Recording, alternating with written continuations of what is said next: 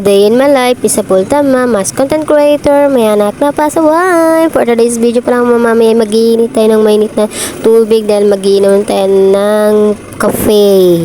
Nung ganon kasi maaga pa naman, maaga nagising ang mami nyo, mag-inom muna ng kape bago magsaing ng kanin para naman mainitin ang tiyan.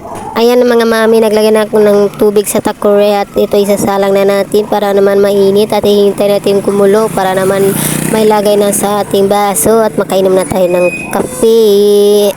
Guys, pagpasensyahan nyo na ako ang pagbo-voice over ko ay mayroon kayo marinig na mga sasakyan. Nandito kasi ako sa labas nag-voice over mga guys. Ito lang yung time ko pagbo-voice over ngayon dahil wala akong kasama dito. Kaya hindi ako nahihiya mag-voice over dahil mag-isa lang ako. Maririnig nyo lang dito guys sa mga sasakyan. Pagpasensyahan nyo na yung background voice over ko. May mga effect na mga sasakyan guys. Pagpasensyahan nyo na. At so ayan guys, kumuha na ako ng baso at pagkatapos kumuha ng baso, ito inopen ko na to, may inumin ko na kape ba to or Milo, basta gano'n na yung bawal kasi banggitin para hindi tayo magkabalilation, nabubulo ng mga mami nyo. At pagkatapos yun nilagay na guys, ito guys, sinahon ko na, nilagay ko na sa baso ang mainit na tubig para makainom natin ng kape or Milo ba yan, ano ba yan, basta yan na yan, nasa video na yan, tama na yung nakikita nyo, tama na yan, charis. At so ayan guys, nalagay ko ng mainit na tubig sa baso at ito, mikos-mikos lang natin para naman matunaw ang Milo or ang kape ba yan, ano ba yan, basta yan na yan, maingay talaga dito guys kasi maraming sasakyan dumadaan, pagpasensyahan nyo na talaga guys, dito lang nagbo-voice sobrang person.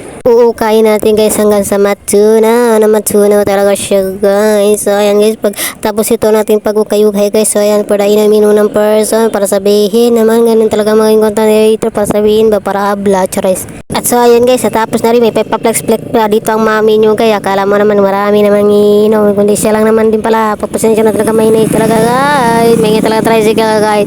So ayan guys, dito nang isa tamununib nagiinom ng Milo, kape ba yan, basta yan na yan. Pagpasensya na yung pagmumukha ko guys, pagpasensya nyo na talaga ang background guys, maingay talaga guys. Guys, wag nyo na lang pansinin yung damit ko guys, kung ano may nasuot ko, ano may nakikita nyo sa damit ko, wag nyo na lang pansinin po ha. Baka naman ma-issue tayo dahil sa damit na to, joke lang. Pwede naman guro, charot, para ma-viral, charot. Charot lang, so ayan na umiinom ng Milo ng ang mami nyo guys. May patulala effect pa ang mami nyo guys. Feel na feel talaga pag-iinom niya. Akala mo naman kung sino yung pinag-iisipan. Ay, charis, hindi ganon. Charas lang. So, hanggang dito na lang. Paalam. Bye-bye. Love you, ma. Hanggang dito na lang. Thank you for watching. Bye-bye.